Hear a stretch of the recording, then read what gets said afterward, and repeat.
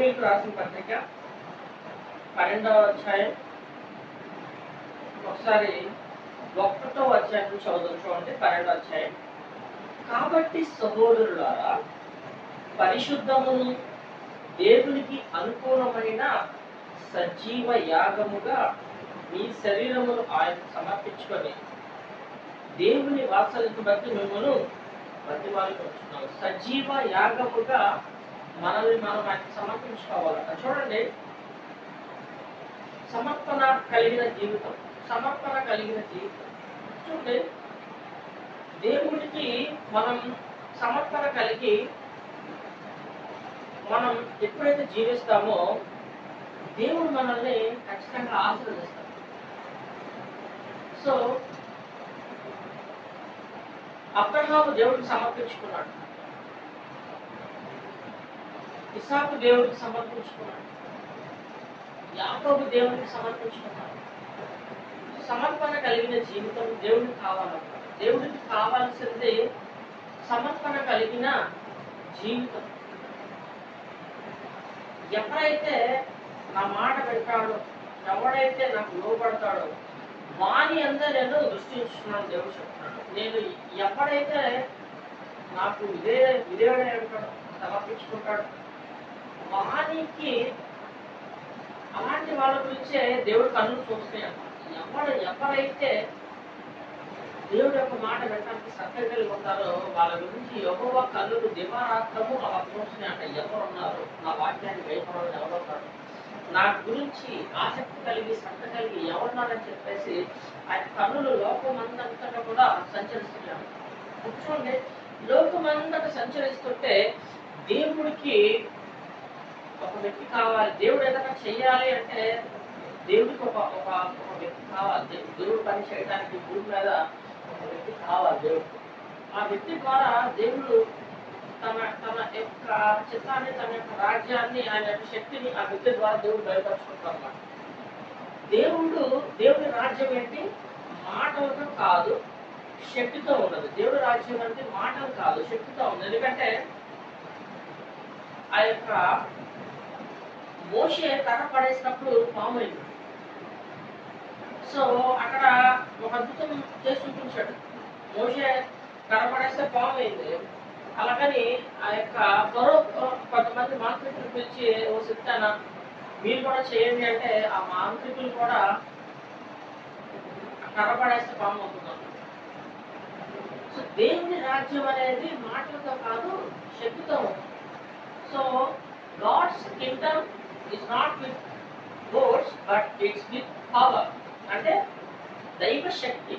So అద్భుతాలు మాంత్రికులు చేస్తూ వచ్చారు, అలాగే అద్భుతాలు మోషే చేస్తూ ఉన్నాడు. కానీ మాంత్రికులు చేసిన అద్భుతాల కంటే మోషే అధికమైన అద్భుతాలు చేశాడు. ఎందుకంటే మోషే యొక్క కర్ర వాళ్ళన్నింటినీ కూడా మింగివేస్తారు. మోషే యొక్క దాన్ని దేవుడి యొక్క అద్భుతాలు, సూచక్రియలు అపవాది కంటే, మాంత్రికుల కంటే దేవుడు అధికమైన యొక్క దాన్ని ఏమంటారు సూచక్రియలు చూపించాలని దేవుడు అనుకుంటున్నాడు. అంటే అపవాదికి కొంత బలం కనుక దేవుడు చెప్తాడు, శత్రువు బలవంతుడి పైన నేను అధికారం ఇచ్చాను. అంటే వాడికి కూడా కొంచెం బలం ఉంది, శత్రువు కూడా కొంచెం పవర్, వాడికి కొంచెం పవర్ ఉంది, వాడికి కొంచెం బలం ఉంది. అయితే దేవుడు అంటున్నాడు వాడికి ఆల్రెడీ బలం ఉంది, కానీ నేను వాడి బలము కంటే నీకు అత్యధికమైన బలం ఇస్తాను. So that devil has the power. కానీ దేవుడు అంట శత్రువుకి బలం ఉంది, కానీ ఆ శత్రువు కంటే అధికమైన బలం నేను ఇస్తానని దేవుడు చెప్తున్నాడు. వాడి బలం ఉంది. ఓకే, మనం పోరాడుతుంటే శరీరంతో కాదు, నాట్ ఫైటింగ్ విత్ అవర్ మూలిగా మనం శరీరంతో మనతో పోరాడలేదు. మనం ఎవరితో పోరాడుతున్నాం అంటే ఆకాశం అందరి సమూహములతో, రాత్రి శక్తులతో, మన కంటికి కనిపించే శత్రువుతో మనం పోరాడుతాం. మన కంటికి కనిపించిన శత్రువుతో మనం పోరాడుతాం. సాధారణ మన కంటికి అని కనిపిస్తాం. సో మన కంటికి కనిపించిన శత్రువుతో మనం పోరాడుతాం. కాబట్టి దేవుడి యొక్క రాజ్యం అనేది శక్తితోటి ఉంది. శక్తితోటి అంటే మహత్కార్యాలతోటి, సూచక్రియలతోటి, ఆశ్చర్యకార్యాలతోటి. సో బలము కలిగి ఆయన యొక్క శక్తిని మన ద్వారా చూపించాలని ఆశపడతాడు. ఎందుకంటే దేవుడు has the power. God has the power. దేవుడు శక్తి కలిగిన వాడు. ఆయన శక్తిని మనలోంచి ఆయన రుజువుపరచుకోవాలనుకుంటాడు. నేను చేయు కార్యాల కంటే నా బిడ్డలు ఇంకా గొప్ప కార్యాలు చేస్తారని ఆయన చెప్పాడు. నేను చేసే కార్యాల కన్నా నా బిడ్డ ఇంకా అధికమైన కార్యాలు చేస్తారని ఆయన సెలవిచ్చాడు. అంటే నువ్వు కార్యాలు దేవుడు చేసిన కార్యాల కన్నా మనం గొప్ప కార్యాలు చేస్తాము అనేది దేవుడు చిత్తం. నేను చేసిన కార్యాల కన్నా మీరు ఇంకా గొప్ప కార్యాలు చేస్తారు. నన్ను విశ్వసించిన వాడు ఇంకా గొప్ప కార్యాలు చేస్తారు. అంటే ఆయన చేసిన సూచక్రియల కన్నా మనకి ఇంకా గొప్ప సూచక్రియలు. అంటే దేవుడి రాజ్యం అనేది మాటలతో కాదు, అది శక్తితో ఉన్నది. శక్తితో అంటే ఏలియా చూడండి, ఆకాశం నుంచి ప్రార్థన చేసింది అంటే అగ్ని దిగి వచ్చి ఆ యొక్క బలి అర్థాన్ని ధరించి వేస్తుంది. అంటే మన దేవుడు శక్తి కలిగిన దేవుడు, మన దేవుడు బలం కలిగిన దేవుడు. మనము సో ఆయన పవర్కి మనం రుజువు చేయాలని చెప్పి దేవుడు కోరుకుంటాడు.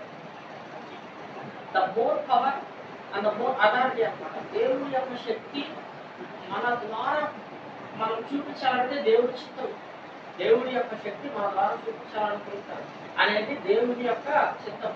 ఇప్పుడు చూడండి, మోషే కర్ర ఎత్తింది కాయలే, సముద్రం 2 కాయలే. చూసారా, దేవుడి యొక్క శక్తి అనేది అక్కడ రివీల్ అయింది మోషే ద్వారా. మోషే ద్వారా అనేకమైన కార్యాల ద్వారా దేవుడి యొక్క శక్తి రుజువైంది.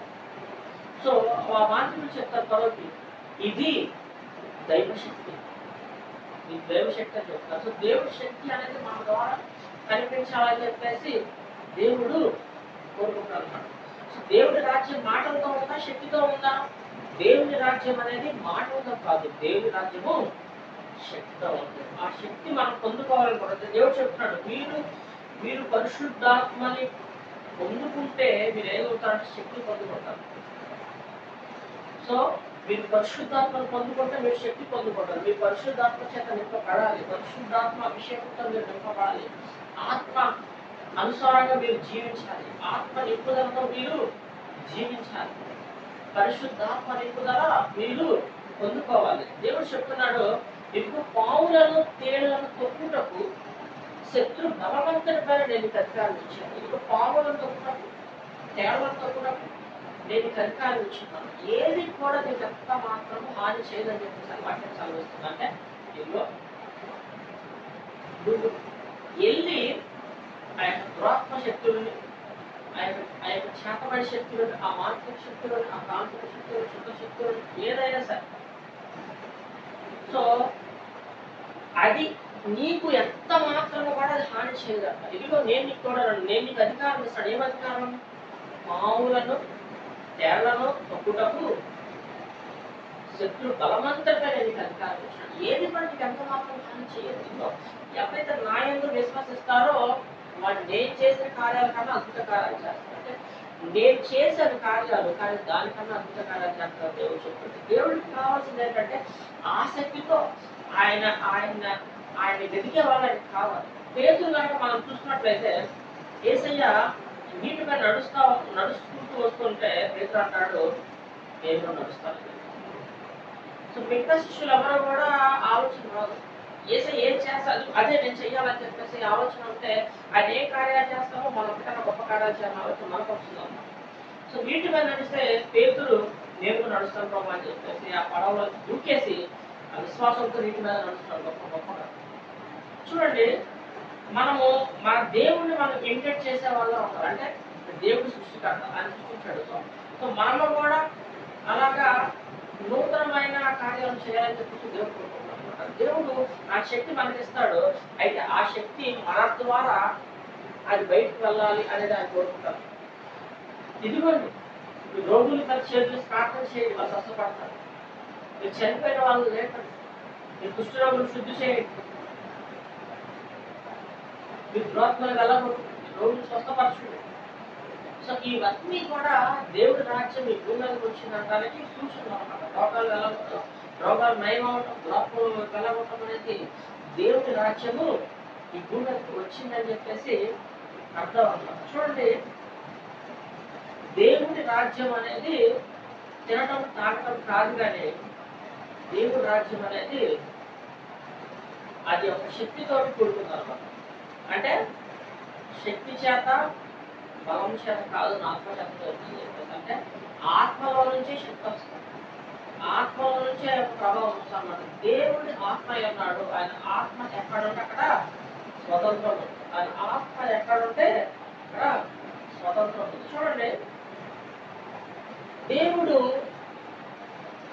అందరినీ కూడా స్వతంత్రంగా చేసి ఉన్నాడు. సో దేవుని రాజ్యం అనేది మనల్ని ఆహ్వానిస్తాడు. దేవుడి రాజ్యం, దేవుడు రాజ్యం మనం ఇన్వైట్ చేస్తాడు. నీకు అసాధ్యమైనది ఏదైనా నీకు ఉంటే అది దేవుడు దాన్ని సాధ్యం చేయాలని చెప్పేసి కోరుకుంటాడు.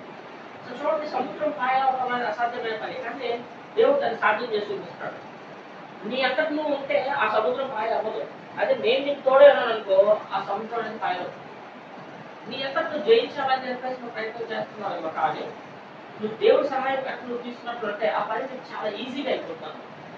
నీ అంతటి నువ్వు చెయ్యాలనుకోవటం వేరు, దేవుడు సహాయం చేసుకొని దేవుడి ద్వారా నువ్వు పెట్టబోయావు. సో దేవుడు అంటున్నాడు సామెతల్లో, నేను జ్ఞానిని కదా అని నువ్వు అనుకోవద్దు. Don't lean on your own understanding. నేను జ్ఞానిని, నేను తెలివైన అనుకోవద్దు. ఓకే, నువ్వు తెలివైన అవ్వచ్చు, జ్ఞానం అవ్వచ్చు, బట్ దాన్నే నువ్వు ఆధారం చేసుకోవద్దు. నేను తెలివైన, నేను జ్ఞానిని అనుకో. దేవుడు జ్ఞానం యొక్క ఆలోచనని వ్యక్తపరుస్తాడు. అంటే దైవ జ్ఞానం అనేది చాలా చాలా అవసరం. దైవ జ్ఞానం, ఈ లోక జ్ఞానం వేరు, దైవ జ్ఞానం వేరు. ఈ లోక జ్ఞానం అనేది దేవుడి జ్ఞానానికి విరుద్ధంగా పనిచేస్తున్నాం, దేవుడి జ్ఞానం అనేది లోక జ్ఞానానికి విరుద్ధంగా పనిచేస్తున్నాం. దేవుడి జ్ఞానం అనేది వేరు, లోక జ్ఞానం అనేది వేరు. ఈ లోక జ్ఞానం అనేది దేవుడి దృష్టికి ఏంటంటే వెలితనం, ఈ లోక జ్ఞానం దేవుడి దృష్టికి ఏంటంటే వెలితనం. సో లోక జ్ఞానాన్ని ఆయన వెలితనంగా చేశాడు. ఇప్పుడు ఈ లోక జ్ఞానం ప్రకారం శారాకి 90 సంవత్సరాలు వచ్చేసింది. మరి లోక జ్ఞానం ప్రకారం తనకి లేకపోతే అయ్యే అవకాశం ఉందా? అవకాశం ఉందా? లోక జ్ఞానం ప్రకారం మొత్తం మనకి ఏది వచ్చేసింది, 80 ఏళ్ళు, 90 ఏళ్ళు, 100. మరి పిల్లలు పుట్టే అవకాశం ఉందా? లోక జ్ఞానం ప్రకారం చూసుకుంటే, ఈ లోక జ్ఞానం ప్రకారం చూసుకుంటే నీకు అసాధ్యం అని నీకు అనిపిస్తుంది. కానీ దైవ జ్ఞానం ఎప్పుడైతే నువ్వు తీసుకొని దేవుడిని నువ్వు గుడ్డిగా నమ్ముతావో, దేవుడు చెప్తాడు, ఇది మనుషులకు సాధ్యం కానీ నాకు సాధ్యం కాదు, నాకు అది అసాధ్యం కాదు. సో యెహోవాకు అసాధ్యమైనది ఏముంది? ఏదైనా ఉందా? యెహోవాకు అసాధ్యమైనది ఏదైనా ఉందా? ఏదైనా ఉందా? ఏది లేదు కదా. నీ జ్ఞానంతో నువ్వు ఆలోచిస్తే అది అవ్వదు. ఇప్పుడు బండలో వచ్చి నీళ్ళు ఎలా వచ్చి నీ జ్ఞానంతో అది ఆలోచిస్తే అవ్వదు. సముద్రం 2 పాయలు ఎలా అయింది? నీ జ్ఞానంతో నువ్వు ఆలోచిస్తే అవ్వదు. ఇది కొండ వెళ్ళి సముద్రంలో పడమంటే అది పడుతుందని నిశ్చయంగా చెప్తున్నాను. కొండ ఏంటి వెళ్ళి నేను సముద్రంలో పడమంటే పడతాను ఏంటి అని చెప్పేసి నువ్వు అనుకోవచ్చు. అది నీ జ్ఞానానికి అందదు. దైవ జ్ఞానం అనేది నీ జ్ఞానానికి అందదు. అది నువ్వు కెనాట్ అనమాట. నువ్వు దాన్ని అర్థం చేసుకోవాలి అని చెప్పేసి అనుకోవడం అనేది అది నీ జ్ఞానానికి మించినది. దైవ జ్ఞానం అనేది నీ జ్ఞానానికి మించినది. సో కాబట్టి చేయాల్సిన బెస్ట్ థింగ్ ఏంటంటే, దేవుడు చేయమన్నాడు, నేను చేశాను అంతే.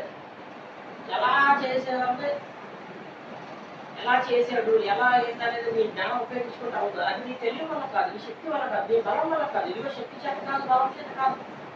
కొండ ఇల్లు సముద్రంలో పడమంటే సముద్రంలో పడుతుంది దేవుడు సర్వేషన్.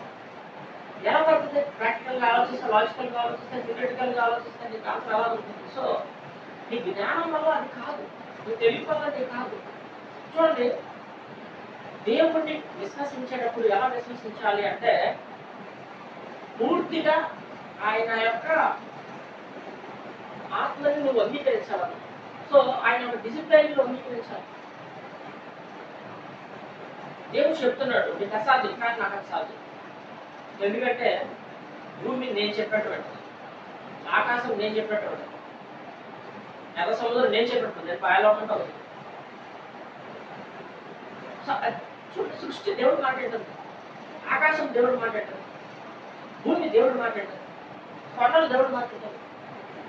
ప్రతిదీ కూడా ఈ భూమి అన్న దేవుడు మాట ప్రతిదీ వింటుంది. చూడండి, ఆకాశం వర్షం కావాలంటే వర్షం కురిపించాలంటే దేవుడు కురిపిస్తాడు, వర్షం వస్తుంది. అంటే వర్షం కురులుగా కంటే దేవుడు వర్షం పడుతుంది. అంటే ఆకాశం దేవుడు మాట్లాడుతుంది. ప్రతిదీ